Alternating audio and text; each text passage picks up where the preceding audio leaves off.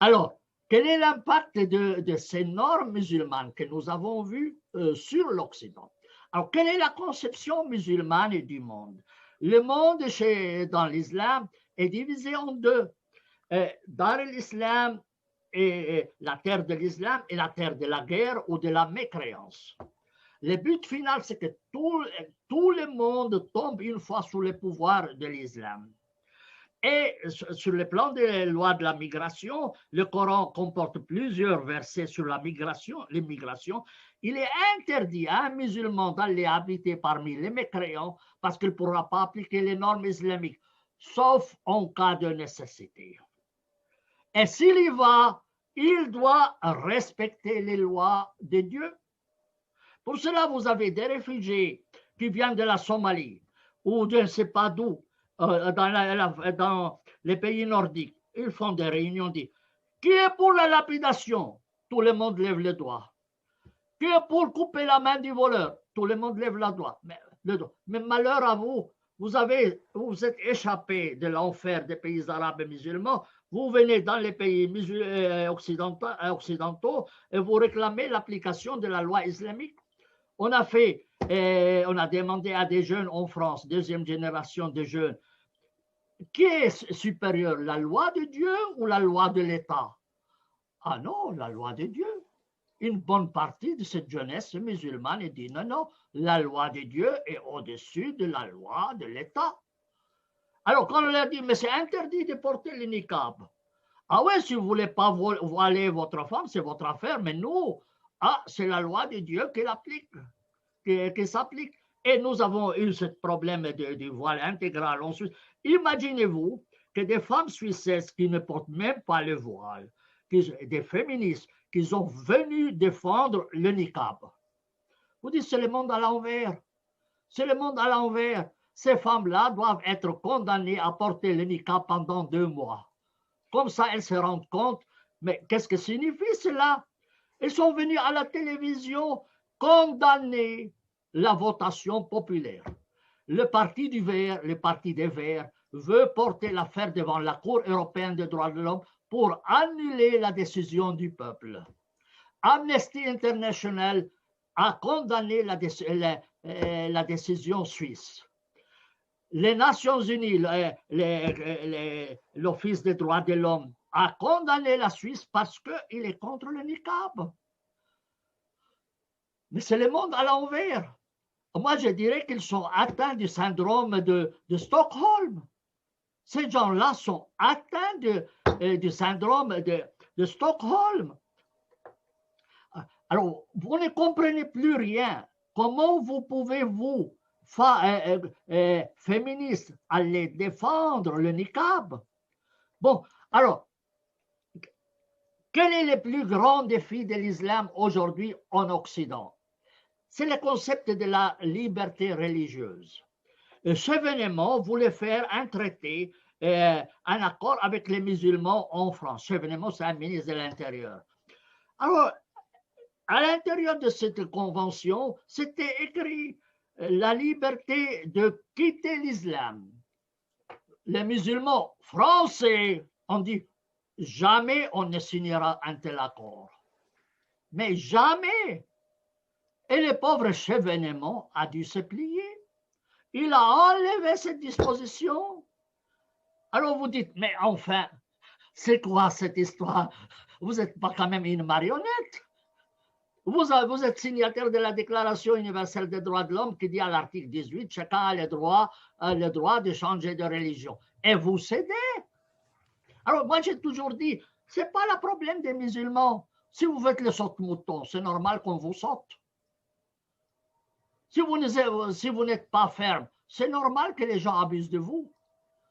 Alors, moi, je disais dans une conférence, mais du temps du président Hollande, mais vous avez vu, j'ai demandé à quelqu'un, vous avez vu les testicules de M. Hollande? Il m'a dit non. Dire, curieux que vous êtes, quand vous êtes, s'il avait des testicules, vous les aurez vus. Hein? C'est la preuve qu'il n'en a pas. Eh bien, il manque de virilité. Il manque de virilité, ces Occidentaux. Ils ne savent pas sur quel pied danser. Moi, quand j'ai vu le résultat des votations suisses, 51,7, je me croyais rêver. Moi, je pensais qu'il y aura au moins 90% contre le niqab. Seulement 51,7. Mais il y a un problème. Il faut soumettre ces Suisses à des psychiatres. Il y a un problème psychiatrique dans cette histoire. Alors, mais que veulent les musulmans? En fait, trois choses importantes pour être bon musulman. Un, la loi doit être la loi musulmane. Deux, le chef de l'État doit être musulman. Le juge doit être musulman. Alors, il y a des groupes musulmans en Angleterre qui disent un jour la reine d'Angleterre va porter le niqab. Et il y aura le drapeau islamique sur le palais royal. Et aujourd'hui, il continue à grignoter les lois. Il y a aujourd'hui des quartiers à Paris où la police ne peut pas entrer. Ça, c'est ce qui s'appelle les terrains perdus. Moi, je disais à mes étudiants, vous allez voir, un jour, vous aurez la République marseillaise islamique. Vous aurez la République marseillaise islamique. Je le disais il y a une dizaine d'années. Mais imaginez-vous, cette année, le Parlement français a discuté du séparatisme. 10 ans en retard. 10 ans en retard. Donc, si ça dépend d'eux, ils veulent tout appliquer, même la lapidation de cas nécessaires. Je connais une amie à moi, musulmane, libérale, avocate même à Paris, qui ne porte pas le voile, dit, moi, je n'ose pas mettre le pied dans des quartiers où il y a des musulmans intégristes, parce qu'on va me jeter des pierres sur la tête. Il y a des quartiers à Marseille, mais la police, même les pompiers ne peuvent pas entrer. Même les ambulances ne peuvent pas entrer. On leur tire au Kalachnikov avec des mortiers. Et il y a des livres qui sortent clairement avec le titre « Les territoires perdus ». Alors on se dit, mais qu'est-ce qu'ils font? Qu'est-ce qu'ils font? Il y a des rues de Paris qui sont bloquées pour que les gens puissent prier. J'ai vu un ancien ministre de l'Intérieur, je dis, mais comment vous laissez faire ça? La rue, c'est quand même pas pour la prière. Je dis, mais je fais quoi?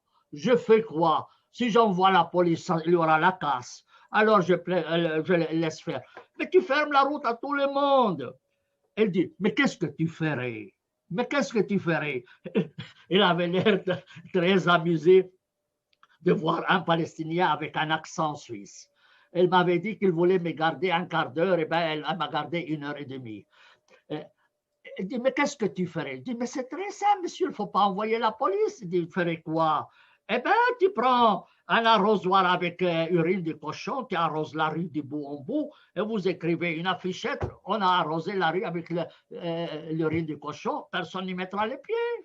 Et vous avez réglé l'affaire immédiatement. Dit, oui, mais vous avez interdit le niqab. Comment se fait-il qu'il y a des femmes avec le niqab ici? Mais je fais quoi? Mais je fais quoi? Je ne veux quand même pas les interdire. J'arrive pas, il y aura des bagarres à ne plus finir.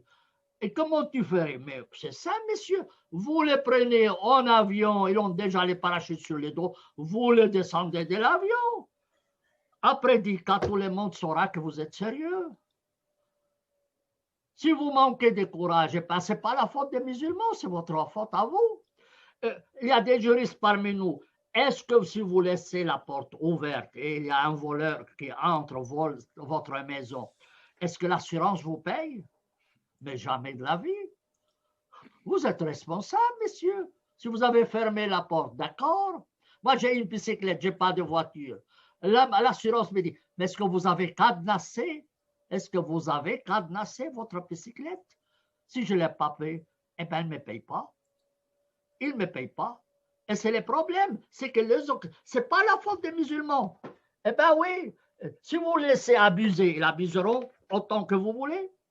Ce n'est pas un problème. Si vous faites les sautes-moutons, ils vont vous sauter, pas de problème. Alors, mais comment résoudre le problème? Alors, ils ont dit, oui, on va faire dialogue interreligieux. Dialogue interreligieux, oui, oui, oui. Dialogue interreligieux, on est des gentils, des aimables, nos religions appellent pour la paix, mon œil. Bon, alors, 50 ans de dialogue interreligieux, résultat zéro. Résultat zéro. Moi, j'ai participé à plusieurs dialogues interreligieux. Résultat, je me suis rendu compte que le dialogue interreligieux n'a servi qu'à deux choses: manger et voyager aux frais de la princesse. Rien d'autre. Aucun autre résultat. C'est de la foutaise. Et les religieux chrétiens sont d'une nullité absolue. Ils n'osent jamais ouvrir la voie, lever la voix. Et peut-être qu'ils ne le savent pas. Ils ne sont pas formés. Ils ne sont pas formés. Nos politiciens ne sont pas formés. Nos universités en Occident n'enseignent pas l'islam. N'enseignent pas l'islam. Donc, il y a un problème. Il y a un problème d'enseignement. Alors, que faire? Que faire dans ces cas-là? Dialogue religieux, rien. Le dialogue doit se faire sur la place des droits de l'homme et pas sur la religion. On s'en fout de religion. Il y a les questions du voile. Je vous en ai parlé. Il y a les problèmes de... Professeur Adib. Oui, oui. Je pense que monsieur le président veut dire quelque chose de second. Je m'excuse de vous interrompre. Oui, David, vas-y.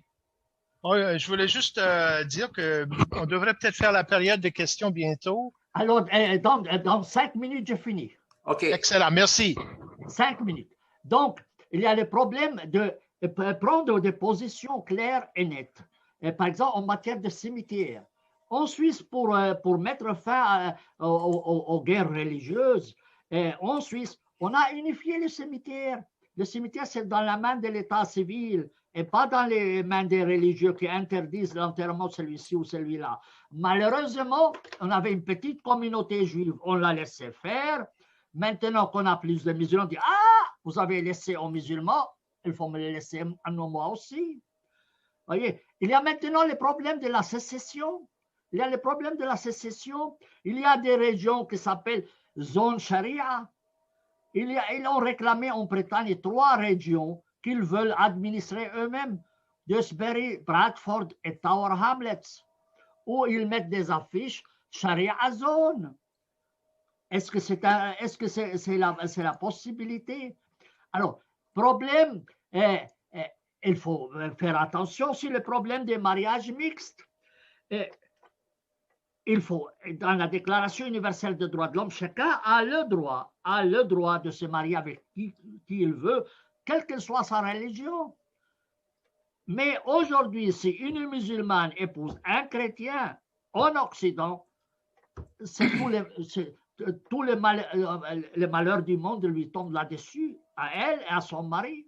Pour cela, beaucoup de chrétiens se disent, bon, je deviens musulman pour satisfaire tout le monde. Mais ils ne savent pas les conséquences. Donc, l'État manque de courage. Ensuite, il y a les problèmes aussi, l'enseignement de l'islam. L'islam, dans les universités arabes et musulmanes, enseigne le Coran médinois, jamais mécois. Jamais il n'enseigne le Coran mécois. Il enseigne uniquement le Coran mécois. Moi, je propose que les pays occidentaux interdisent la circulation du Coran dans la forme actuelle. Ils doivent exiger un Coran dans l'ordre chronologique et mettre un avertissement au début du Coran, comme de la Bible et comme de l'Évangile, qu'il y a des normes toxiques dans ces textes et qu'il faut lire avec un œil critique et que les normes qui sont relatives au Coran médinois, en aucune manière on acceptera qu'elles soient appliquées, qu'elles sont contraires aux droits de l'homme. Mais ça doit être dit aussi de la Bible ou de l'Évangile éventuellement. Vous voyez? Et donc, il faut réhabiliter les études universitaires relatives à l'islam. Et il faut nos universités enseignent qu'il n'y a pas de révélation. Moi, j'étais très choqué. J'ai dit à un prêtre, mais écoutez, vous croyez que la Bible, c'est la parole de Dieu et que Dieu... Mais Samuel, c'est un grand criminel de guerre. Mais non, messieurs, vous vous trompez. La parole n'est pas la parole, la Bible n'est pas la parole de Dieu à l'homme, mais c'est la parole de l'homme sur Dieu. Oui, professeur Adib, j'ai une question à vous poser. Oui, alors Est-ce que je peux terminer dans 3 minutes et après j'ai fini? OK. Allez-y. Parce que comme ça, autrement, ça va prolonger. Alors, OK. il faut revoir l'enseignement de la religion, revoir les concepts de la religion. C'est en fait recréer le système des philosophes des Lumières. Il y a aussi le problème de la justice internationale. Vous savez, au Proche-Orient, il y a toujours des gens qui disent oui, mais vous êtes injuste avec les musulmans, vous êtes injuste envers la Palestine, on fait la part belle à Israël. Et comme vous êtes des Canadiens, je ne peux qu'invoquer ce que Canada, nous avons un œil contre le Canada. Parce que le Canada, en fait, il y a un parc qui s'appelle Canada Park, qui a été construit pour pique-nique sur un village qu'Israël a détruit en 1967 avec les bulldozers, et il a chassé toute sa population. Les Juifs canadiens ont financé ce parc Canada, et c'est un crime de guerre et un crime contre l'humanité. Comment les Canadiens acceptent que le nom du Canada figure sur un site criminel, un site qui est crime de guerre et crime contre l'humanité?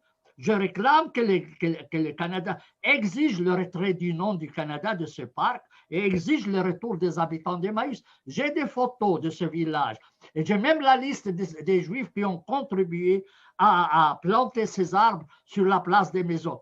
C'est la famille Tannenbaum.